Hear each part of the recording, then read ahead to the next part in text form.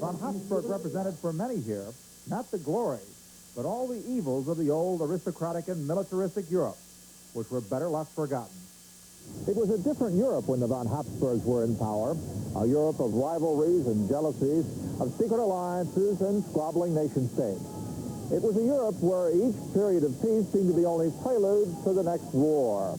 But then came the war to end all war. Really, it was the war to end the old order, because there would be yet another world conflict ahead. Von Habsburg lived through both wars, and as much as he has long been an unwilling symbol of the past, he is today a personification of the future Europe, a member of the European Parliament, who travels the continent endlessly pushing European unity, not by might and marriage as his ancestors tried, but by political integration.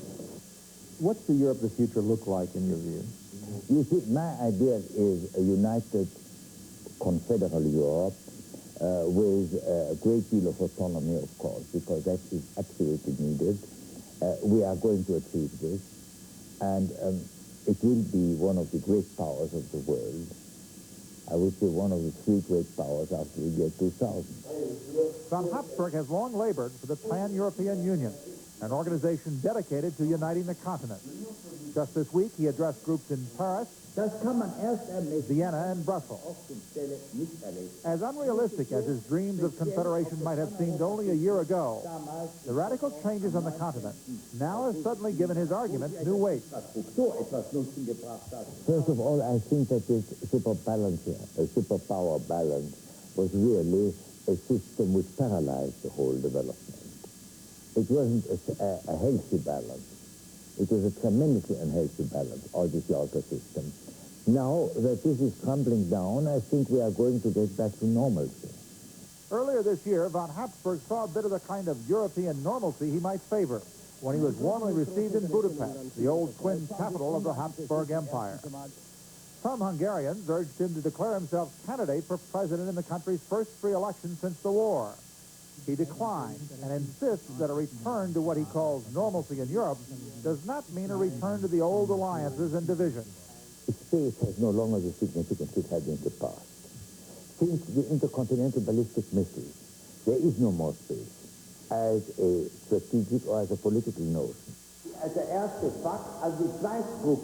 to the empire claims he finds it more interesting to be a member of the European Parliament than an emperor, and says he has no desire to bring back the bad old days. For the next generation of Habsburgs, like his son Karl, there can be no nostalgia for the past, not even when passing the palaces which once would have been his heritage. When I'm walking the streets, of course I have a personal feeling about all those buildings, monuments that I could see that were built. Most of them were built in the monarchy, but it's not the kind of it's more the feeling of an Austrian being proud of its history. It's not so much the feeling of being a Habsburg and kind of looking back in anger at the fact that we are now living in a republic. That doesn't exist in me. Do you think that Europeans are smarter now? What have they learned to avoid the squabbles of the past? Well, in the first place, I will tell you, people rarely learn anything. But it is absolutely logical, at least for this generation, that from the problems now, we know that we have to unite in order to be strong enough. As von Habsburg tells it, the divisions of the old world are quickly disappearing. The future here belongs to those who join in to erase them.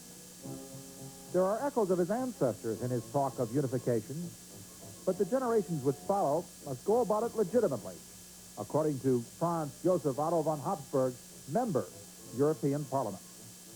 For Sunday Today, Jim Bitterman, NBC News, Paris.